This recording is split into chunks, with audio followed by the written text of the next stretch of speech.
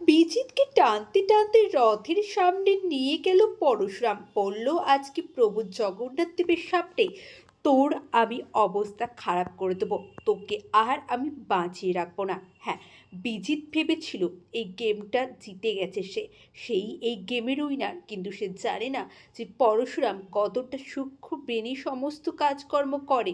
ওইদিকে পরশুরাম ঠিক জানতো তাকে কোন সময়ে কোন গুলিটা আগে দিতে হবে, আর তার সাথে আছে তার বন্ধু বলরাম, সেও কিন্তু কম মাস্টার মাইন্ড নয়। ওইদিকে রথের দড়ি প্রথমে কে টানবে? সবাই বলে কর্ণ চ্যাটার্জি, কিন্তু বাড়ির তীর মেয়ে প্রাচী, দীপালি, বৌমা এবং আমাদের তটিনী তারা প্রতিবাদ করে যে না, আপনার হাতে রক্ত লেগে আছে, আপনি কম মানুষ খুন করেছেন, তাই আপনি রথের চাকা টানবেন না, আপনি রথের চাকা টানতে পারেন না।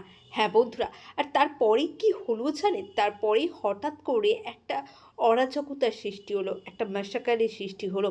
সবাই জগন্নাথ প্রভু জগন্নাথ দেব দাঁড়িয়ে আছে আর সবাই ছুটোছুটি করছে।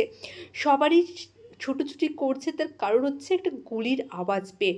ওইদিকে প্রভু জগন্নাথ দেবের লীলা, সেই জানেন যে কি হবে। আজকে বুলেটটা কার শরীরে ক্ষত বিক্ষত করে দেবে, কাকে, কার পাপের শাস্তি আজকে কে পাবে। ওইদিকে বিচিত্র নিশ্চিত ছিল যে তার 6টা বুলেট আজকে সে পরশুরামের দেহে ছিন্ন ভিন্ন করে দেবে। আর পরশুরামও রেডি ছিল যে বিজিতের আজকেই শেষ দিন। এত পাপ যারা করেছে আজকে প্রভু জগন্নাথ দেব তাদের শাস্তি দেবেই। আর তেমনটাই হলো। পরশুরাম আজকের নায়ক কি তাহলে শেষ হতে চলেছে? এইভাবেই যদি বিজিত কর্ণ চ্যাটার্জিকে মেরে ফেলে, তারা যদি সবাই মারামারি করে শেষ হয়ে যায়, তাহলে কিভাবে হবে সিরিয়ালটা? আপনাদের কি মনে হচ্ছে? পরশুরাম কি শেষ হতে চলেছে, নাকি নতুন কোনো টুইস্ট আনতে চলেছে লেখক? কি মনে হয় কমেন্ট করে অবশ্যই জানাবেন।